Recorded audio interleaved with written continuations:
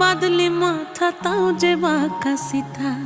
মেদিনীপুরে রায়না চিরন বাঁকুড়ার ওই ফিতা, আর যতন করে বাঁধলি মাথা তাও যে বাঁকা সিথা। পেছ